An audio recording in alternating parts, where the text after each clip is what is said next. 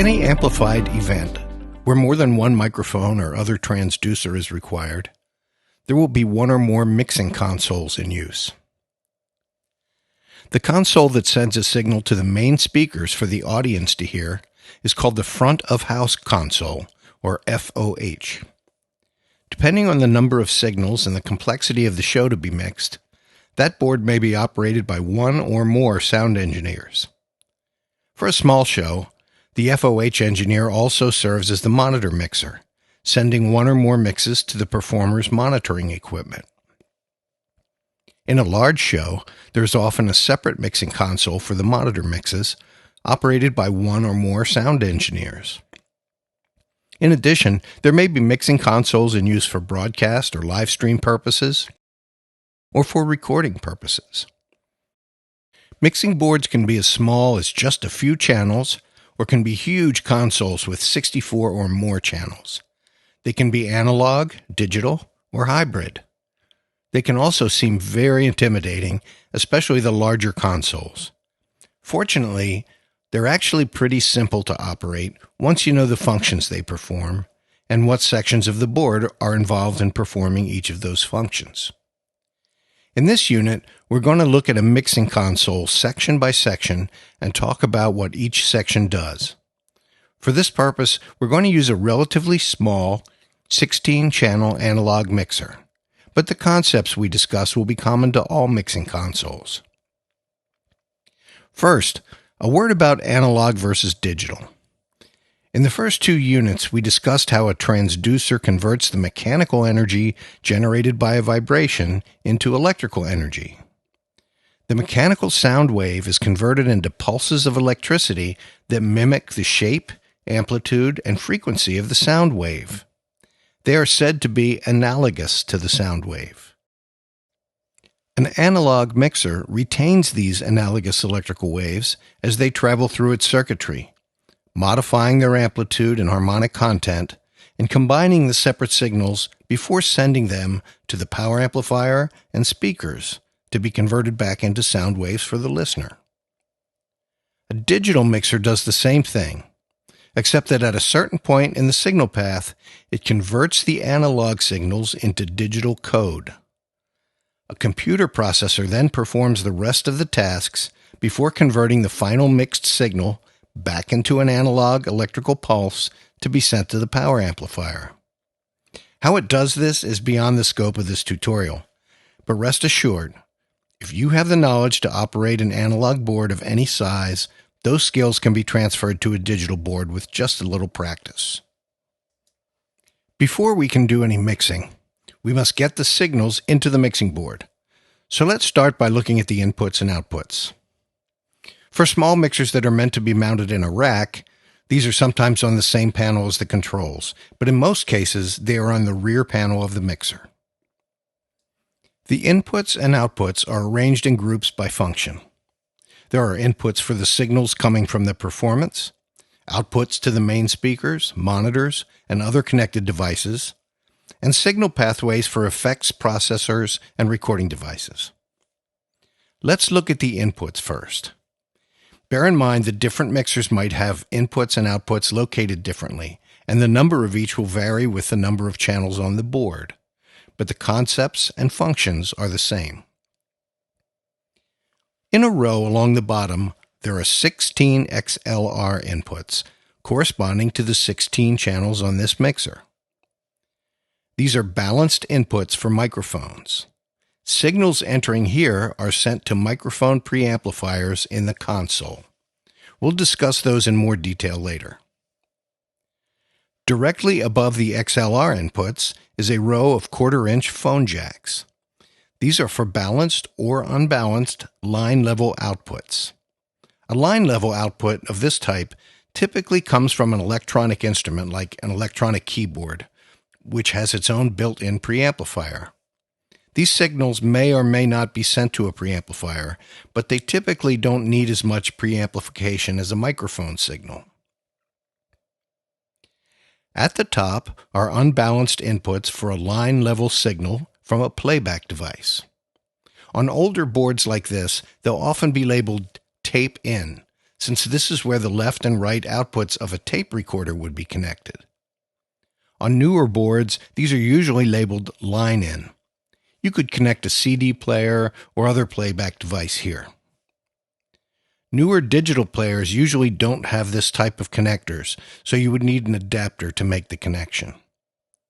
For whatever device is used, the right output would be connected to the red input jack, with the left output connected to the white one.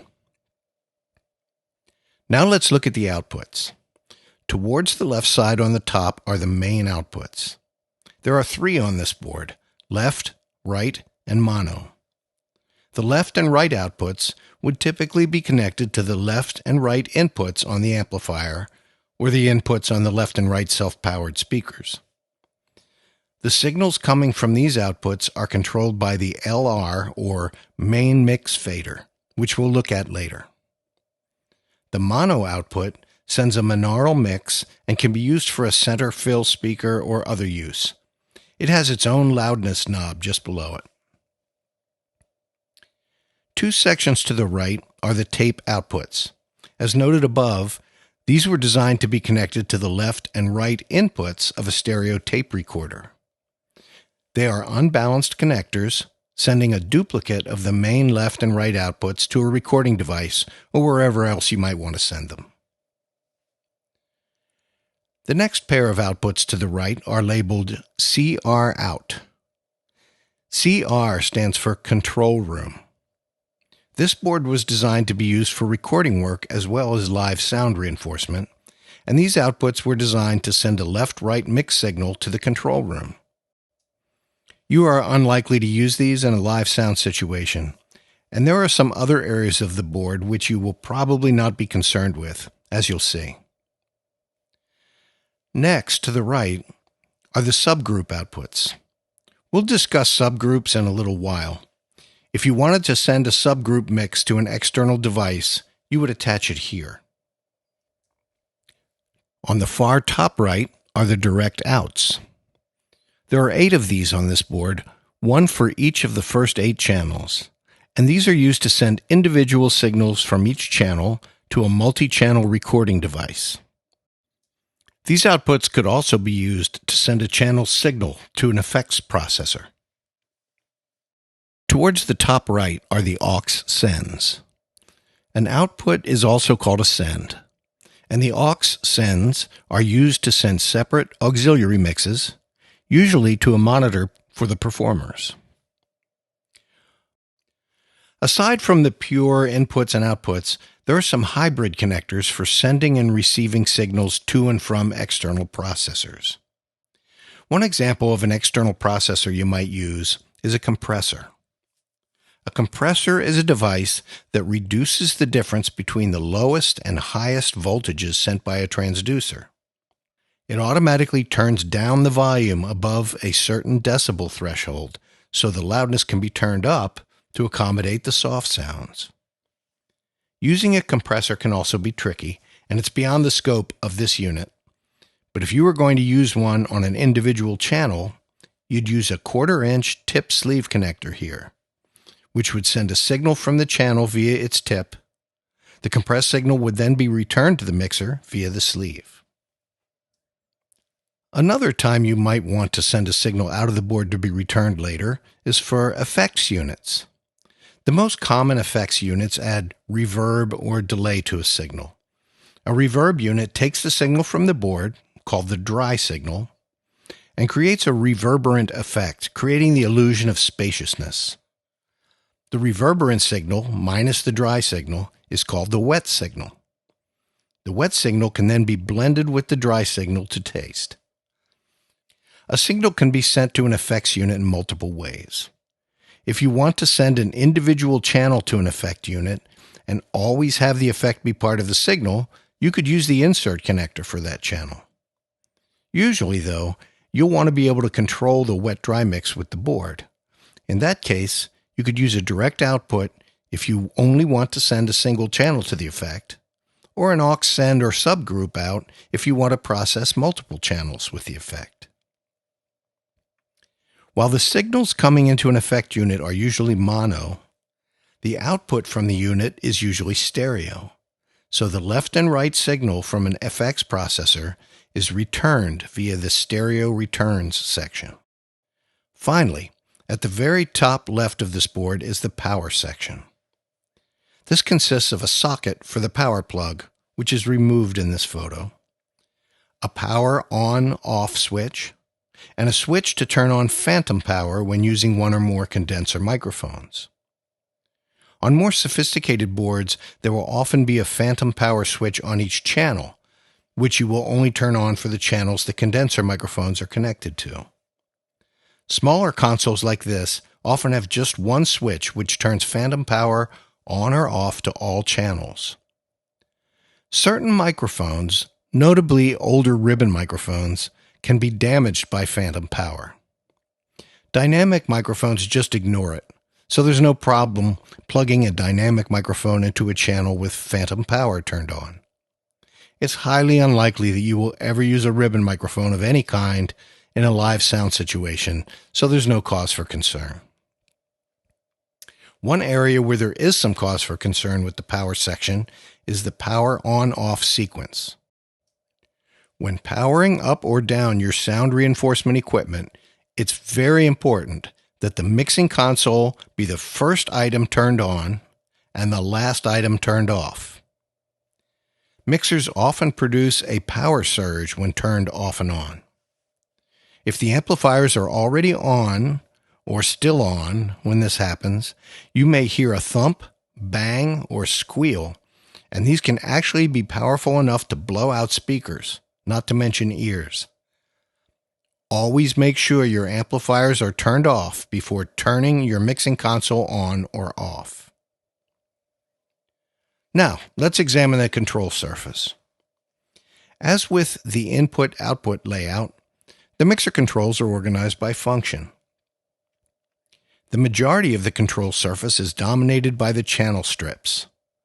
This portion of the board can look pretty intimidating at first, especially on a large board.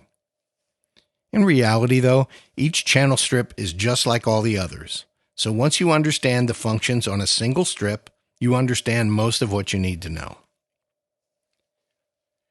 At the top of the channel strip is the preamplifier gain control. This is a very important component on a mixing console, and many people who operate a mixer do not really have a good understanding of its purpose and operation. The signals produced by microphones or other transducers are generally very weak. Before they can be properly processed and prepared for amplification, their voltages need to be increased. This is done by a preamplifier. Different transducers produce voltages of different strengths, so in order to get each of them to its optimal level, there's a preamplifier control for each channel. This control is generally labeled gain or trim. Turning the control clockwise increases the voltage. Generally, the higher the voltage, the better the signal will be to work with. But if the voltage is too high, it will overload the circuit and cause a type of distortion called clipping. When a signal is clipped, the peaks of its waves are squared off. This introduces a distortion to the sound. Sometimes this can be desirable, especially in analog equipment like guitar amplifiers. For live sound, though, distortion in a mixing console is not what we want. To help us set the gain correctly, mixing boards generally have a meter or an overload indicator, which on this board is located next to the loudness fader. To set the gain properly, we introduce a signal at its loudest expected level. Then we turn up the gain just until the overload indicator glows red, and then decrease the gain just until the overload indicator goes off. Then we turn the gain control down just a little more to allow for the fact that the input level might increase a little during the performance. This gives us a little bit of cushion we call headroom. A couple of very important points about setting the gain. First, the gain should be set before any signal is sent to the amplifiers, speakers, or monitors. Preferably, it should be set before any of these are even powered on. Second, The gain controls should not be used to adjust loudness level. Although they do affect loudness, that's not their function. And adjusting the gain affects every aspect of the mix. Volume levels are adjusted by the loudness faders and aux send controls, which we'll discuss shortly. Third, and most important, gain controls should not be adjusted during a performance. Take the time to set them properly and then leave them alone. If a performer starts to sing or play much louder than expected and the overload light comes on consistently, you can turn the gain down to stop the clipping. But be aware that you may then have to adjust other controls, such as the loudness fader, aux sends, or EQ. Finally, one last tip. The term gain is not well understood. Many people, including most musicians, use the word gain interchangeably with the word loudness. So if you tell a singer you need her to sing loudly so you can adjust her gain, she's probably going to wonder why there's no sound. Either explain that she won't hear anything, or you might use a different phrase like, I'm going to set your preamplifier. Likewise, if a musician asks you to turn up the gain a little, they probably want things louder. Gain levels are strictly the sound technician's decision. Moving down to the next section, we see the aux sends. These control how much of the signal from each channel is sent to the auxiliary outputs. As noted earlier, these are generally used to send signals to monitors for the performers, although they can be used for other purposes.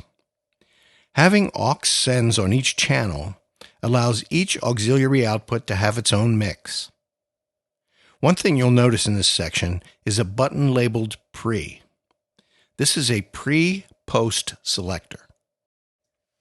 The pre-post selector in this case determines whether the signal goes to the aux sends before or after it passes through the loudness fader. If it's set to post, the signal passes through the fader first, then goes to the aux section.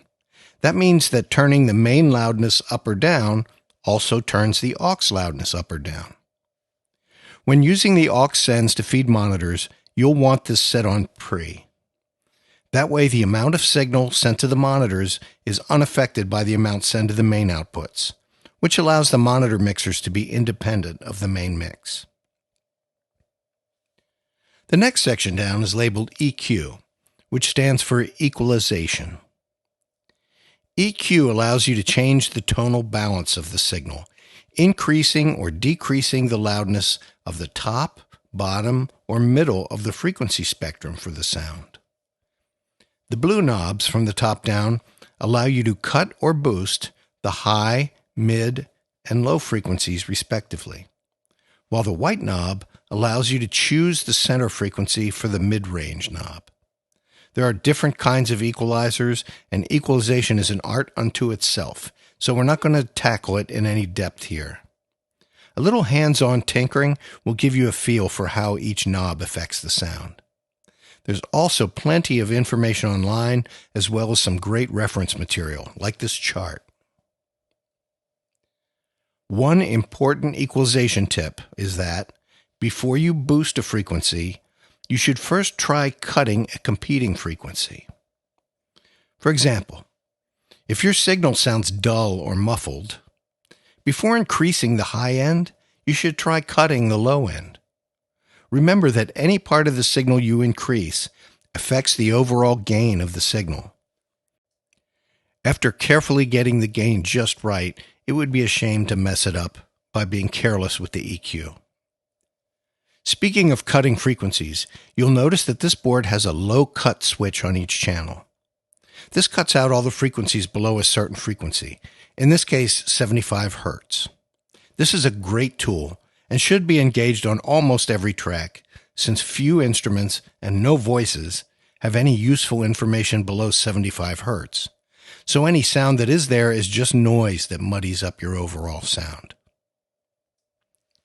Moving on to the next section, we see a knob labeled Pan, which is short for panorama.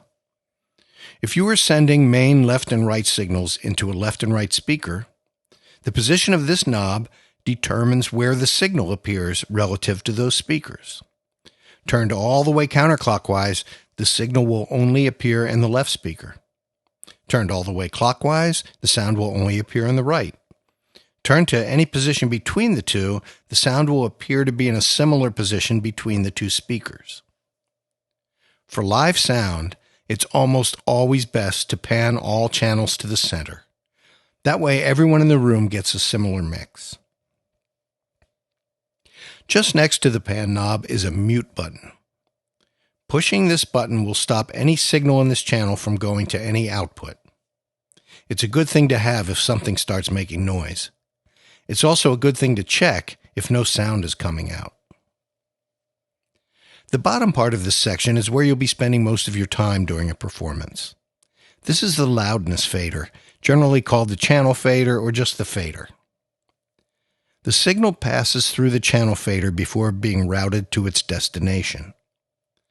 The fader controls how much of the preamplified signal actually gets passed through to the destination. When the fader is pulled all the way down, which is marked with the infinity sign, no voltage can pass through, so none of the sound from that channel will be heard. Pushing the fader up increases the amount of signal passing through, and thus the loudness of that channel's sound. There is a point on the fader scale about 3/4 of the way up that's marked for unity. When the fader is at that mark, the amount of signal passing through is exactly the amount that the preamplifier produced. Unity gain is often designated by a U. In this case, on this board, there's a little painted parking lot. If you push the fader above unity, you will increase the gain and the signal will get louder. But this is not a good thing to do if you want the best sound. If you can't get a channel loud enough, maybe your main fader isn't high enough, or maybe your amplifiers need to be turned up, or maybe the band needs to turn it down. To the right of the channel fader, on this board, are 2 LED lights and 4 buttons. As we've already seen, the red LED is the overload indication for the channel gain. Below that is a green LED labeled -20. This light will come on whenever it detects a signal above -20 decibels coming into the channel. It's not affected by the channel gain setting. This is a very useful indicator for troubleshooting. If you're unable to hear a signal from a channel and this light is activated, that means a signal is coming into the channel, but one of the settings is not correct. Maybe the gain is turned all the way down, or maybe the mute button is pressed. If you can't hear anything and the -20 light is not activated, the problem is happening before it gets to the board. Maybe the microphone cable is faulty. Maybe the mic has a switch on it that's turned off. Or maybe the mic needs phantom power and it's not turned on. Now on to the buttons. The top button is labeled solo. Pressing this button mutes all of the other channels, so only the channel with the solo button pushed can be heard. Depending on how the controls in the control room section are set, the sound you hear might be at the loudness set by the channel fader, or it might be at the full signal strength set by the preamp, which could be very loud. The solo function is mainly used in recording situations. It should generally be avoided during live performance. Pressing the solo button also makes the -20 LED glow a bright solid green, so it makes it easier to figure out which channel is soloed. The main function of a mixing console, as the name suggests, is to mix various input signals together. A signal path where the mixing takes place is called a mix bus, or just a bus. For each channel strip, you need to determine to which bus or buses that channel signal will be sent. Under the solo button on this board are 3 similar buttons labeled 1, 2, 3, 4, and LR. These are the bus selector switches. This board, like all mixing consoles, has a main left-right bus from which the mix signal is sent to the amplifier and speakers. Pressing the LR button causes the channel signal to be sent directly to the main LR bus, which is generally what you want to do. This board also has 4 sub-buses, labeled 1, 2, 3, and 4. You can send a channel signal to any or all of these sub-buses, in addition to the main left or right bus, or instead of the main bus. Why would you want to do that? Let's say you're mixing a band with a drummer. You may have microphones on the kick drum and the snare drum, and one on each of the 3 tom-toms, and a pair of overhead mics to pick up the cymbals. Each of these 7 drum microphones requires 1 channel on the mixer. You have the drummer play and adjust the loudness of each channel until they are balanced perfectly with one another. But when the rest of the band plays, you find that the drums aren't loud enough. If you've sent each drum channel directly to the main left-right bus, you will have to turn each drum channel up individually. And in doing so, you risk messing up your perfect drum mix.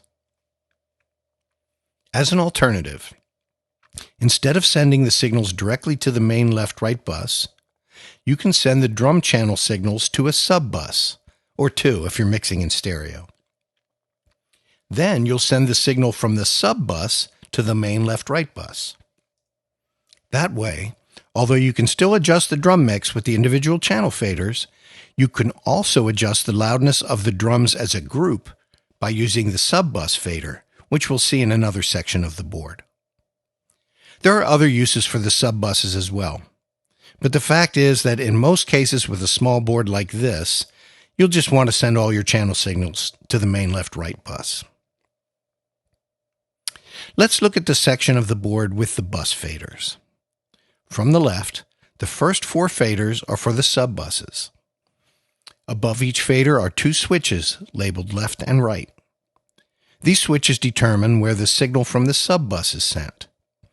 In our example with the drums, if we're mixing in stereo to sub-buses 1 and 2, then we would push the left switch on sub-bus 1 and the right switch on sub-bus 2. Then we would push those faders up together to send a stereo signal to the main left-right bus. If we're mixing in mono, we'd send all the drum channels just to bus 1 and push both the left and right buttons above the bus 1 fader. That way a mono signal of the drum mix will be sent to the main left-right bus and its loudness can be controlled by the first fader. Again, if we're just sending all channel signals to the main left-right bus, these 4 submix faders can be turned all the way down and left unassigned. The last fader on the right is the main left-right bus, also called the main mix. Under nearly all circumstances, this fader should remain at unity gain. Many inexperienced mixers use the main fader to control the loudness of the overall mix. The problem with that is, if you turn the overall mix down here, and then something isn't loud enough during the performance, you could wind up with an individual channel turned up higher than the main mix. This can result in a muddy or distorted mix. The relationship of the levels of the preamplifiers, channel faders, and mix buses is called gain staging, and proper gain staging will help give you a clean and controllable mix. Some rules of thumb for proper gain staging. 1. Set the preamplifier gains first using the proper technique and then leave them alone. 2. Set the main mix bus to unity gain. 3. Use the channel faders and sub-buses, if you're using them, to adjust the overall loudness of the mix. And 4. If the mix is too loud, even with the channels at low levels, turn down the amplifiers. Also in this section is a 1/4-inch jack for plugging in stereo headphones. What you hear in the headphones depends on how controls are set in the control room section, which we'll see in a minute. The next section of this mixing console has several functions, mostly involving the auxiliary outputs and stereo returns. I'm not going to go into detail on most of them, since their function is not common to all mixers, but there are a couple of features to be aware of here. At the very top right is a socket with an illustration of a little light bulb. This is a socket where you can attach a gooseneck lamp, so you can see the board's surface in dark conditions. At bottom left are two LED lights. The LED light on the right glows green when power to the board is turned on, while the one on the left glows red if the phantom power switch is turned on. Finally, we move on to the control room section. Most of the controls here are more focused on recording rather than live sound. On the left is the loudness control for the headphones and control room monitors if either of those are in use. There are also switches to select the source for the headphone and control room feed.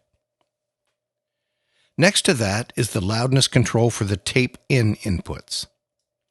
If you have a music player connected to these inputs, you would use this knob to control its volume. The last knob controls the signal volume when a channel or aux input is soloed. We discussed the fact that this is not something we'll ordinarily want to do in a live sound situation. To help us avoid problems, this section has a bright red LED that comes on whenever anything is soloed. Finally, on the right-hand side of this section are the meters showing the output level of the left and right main mix buses. If the red lights at the top of each meter come on, the signal is too hot, and you'll need to rework your gain staging to avoid distortion. So those are the basic functions of a mixing console. If you're still feeling a little overwhelmed by its complexity, that's okay. Even a relatively small, basic analog mixer like the one we've used in our examples is incredibly flexible and allows you to do a lot with the signals coming into it. Larger, more sophisticated boards and digital boards offer even more features, options, and flexibility, and with that comes more complexity. Once you get some hands-on experience with the board or boards you'll be operating, you'll get to know how those particular consoles address the tasks you need to accomplish, and you'll quickly reach a comfort level. For now, the goal is for you to have an idea of what a mixing console can do and have some familiarity with the associated terminology. And don't forget the most important points you learned today. Power on-off sequence. The mixing console should always be the first item in the sound reinforcement chain to be turned on and the last to be turned off. Setting the preamplifier gain. 1. The gain should be set before any signal is sent to the amplifiers, speakers, or monitors. Preferably, it should be set before any of these are powered on. 2. Gain controls should not be used to adjust loudness levels. And 3. Gain controls should not be adjusted during a performance. Gain staging rules. 1. Set the preamplifier gains first using the proper technique and then leave them alone. 2. Set the main mix bus to unity gain. 3. Use the channel faders and sub buses if you're using them to adjust the overall loudness of the mix. 4. If the mix is too loud, even with the channels at low levels, turn down the amplifiers.